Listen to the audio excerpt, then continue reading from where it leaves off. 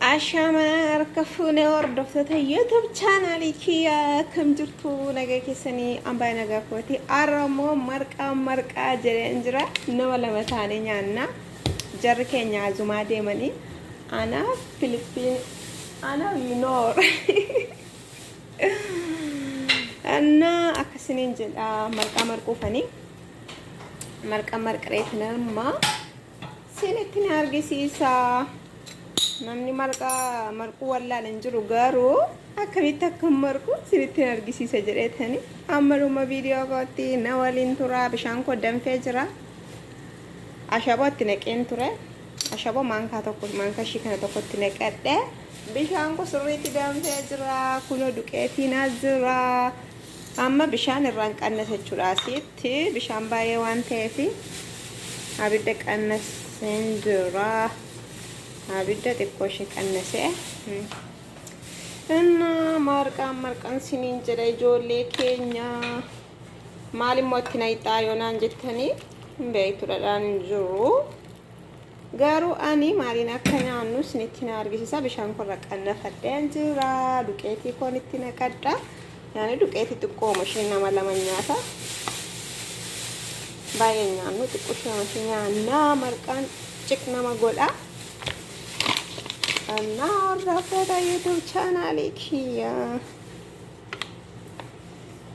ናዋሌን ቱራ ሲኒን ጀላካ ኩኖ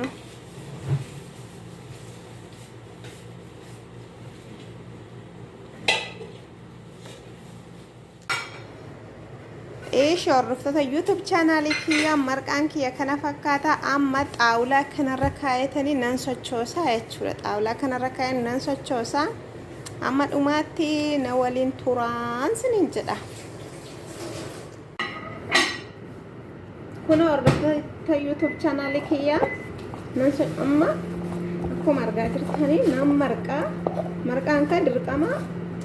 lafa kaawwamee fayyada anammoo rakkoo qabu xaawulaa marran kaayee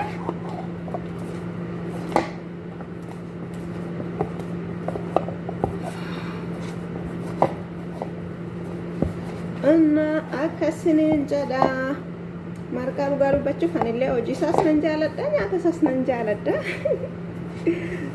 ishiinillee baay'ee nyaattu dhugaa dubbachuuf marqaa baay'ee nyaattu xiqqoo ishee nyaatti ani garuu nan jaaladha marqaa yeroo tokko anumatu marqaa ishiin garuu dhugaa dubbachuuf baay'ee nyaattu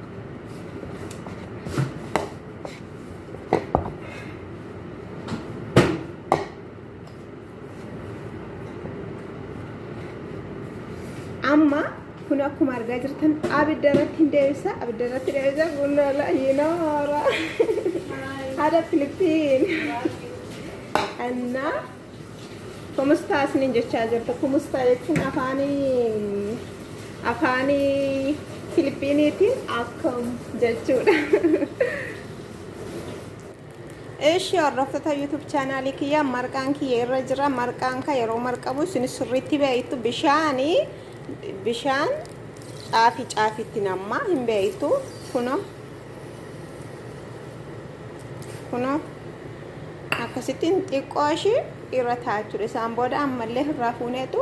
in sochoosna marqa ajaa'ibaan hojjedha amma dhumaatti na waliin turaan siniin jedha sirriitti bilchaachuu qaba ka marqaanii biddeenillee manatti nan toshaa duqeetiirraa jechuudha dhugaa rabbii isinitti argisiisa baay'ee salphaadha biddeen duqeetiirraa ijoollee baay'een hin tolshattu naan arga yeroo baay'ee anna akkasiniin jedha waan biyya keenya maal hojjetannee nyaannu moo nuti anna amma kun akkuma argaartan kunoo bishaan argaartu akkuma sanna yeroo biyyatti hojjennu jechuudha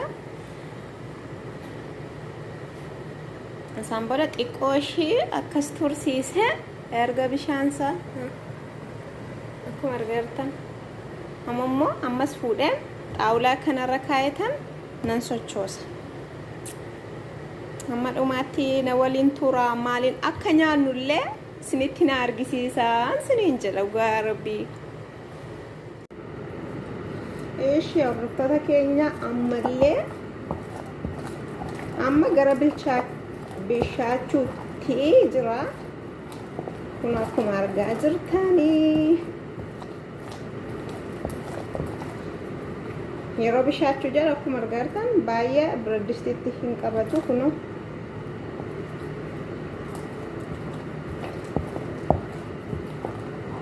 akkasittiin garagalchine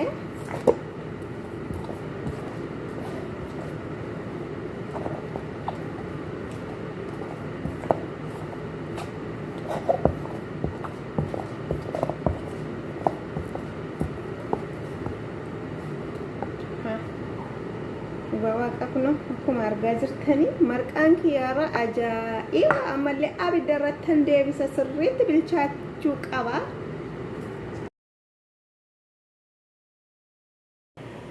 Ishi hordoftoota YouTube channel kiyya akkuma argaa jirtanii kun maxabashaa duwwaadha.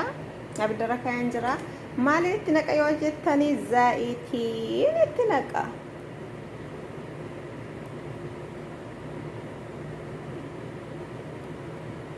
Zaayitiin itti naqa. Akkuma argaa jirtan ashaba xiqqoo shaashiin itti godha. Kun ashaba barbareellee xiqqoo ishiin itti naqa. Kun barbareedha. Kana fakkaatti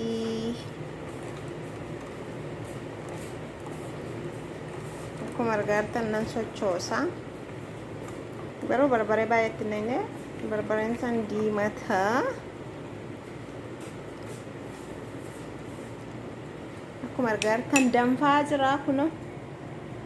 akkuma dhadhaatti baqaa jira dhadhaan qabnu hordoftoota YouTube channel kiyya Otabiya jiraanne waa baay'ee nyaanna dhadhaadhaan nyaanna marqaa aannaniin nyaanna dhugaa waaqa inshaallah hin galla nyaanna biyya keenya irratti zayitiin garuu hin nyaadhu zayitiidhaan iyyuu hin nyaa'an sinin jedha zayitii koo akkuma dhadhaatti baqee jiru.